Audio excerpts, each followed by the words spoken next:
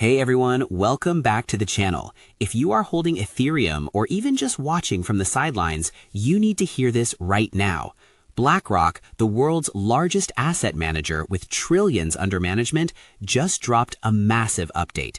Their new iShares Staked Ethereum Trust, ticker ETHB, has crossed $254 million in assets under management in just its first week of trading. That is not a typo. 1 week, $254 million. Today, we are breaking down exactly what this means for you, for Ethereum, and for the entire crypto market. We'll cover how this fund actually works, who is behind the staking infrastructure, what the fees look like, and most importantly, what kind of impact this could have on ETH price action in the coming weeks. If you want to stay ahead of the curve on institutional crypto adoption, make sure you stick around until the end. Let's get into it. Before we dive into the numbers, let's quickly recap the journey that brought us here. Ethereum completed the merge back in 2022, shifting from proof of work to proof of stake. This change allowed ETH holders to stake their coins to help secure the network and earn rewards, typically around 3 to 4% annually.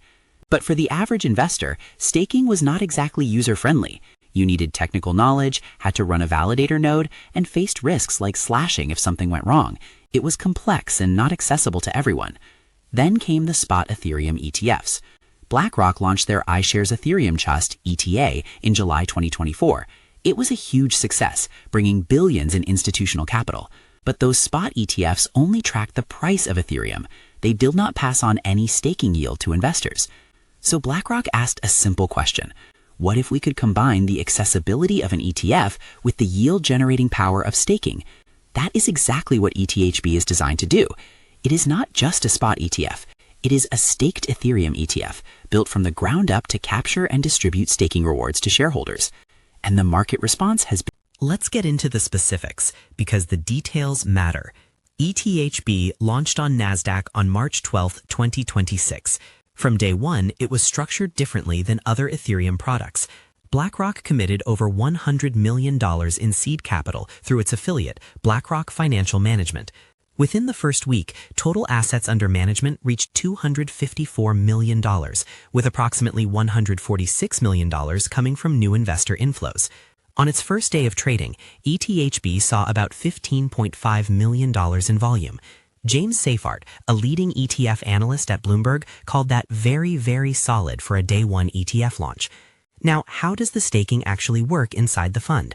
According to the official prospectus and filings, ETHB stakes between 70 and 95% of its Ethereum holdings at any given time.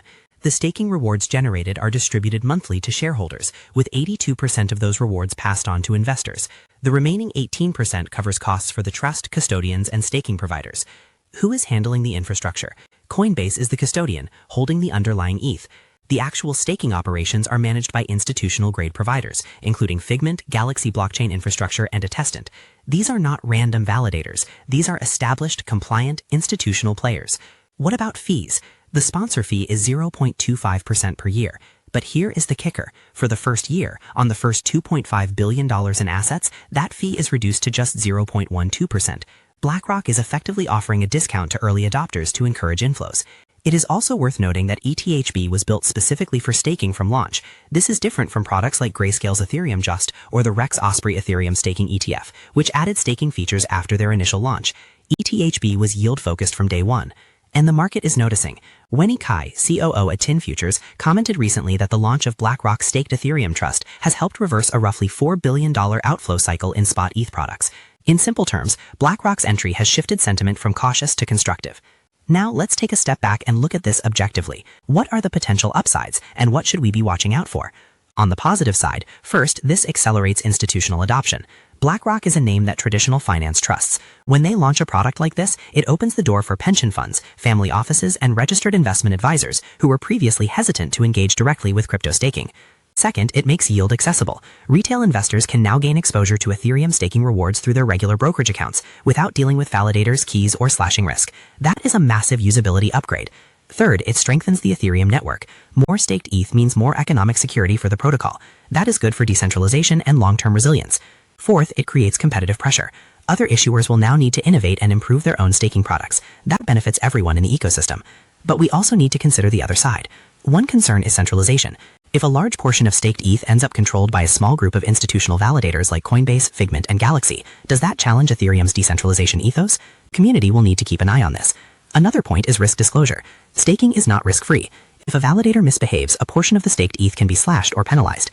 The ETHB prospectus clearly outlines this risk, and investors should be aware of it. Finally, market timing matters. Ethereum is currently trading around the $2,100 to $2,200 range. If broader macro conditions shift due to geopolitical tensions or changes in Federal Reserve policy, short-term volatility is still possible, even with strong fundamental developments like this. Overall, though, this is a structural positive for Ethereum. Products like ETHB act as a bridge between traditional finance and crypto, and that bridge is getting wider and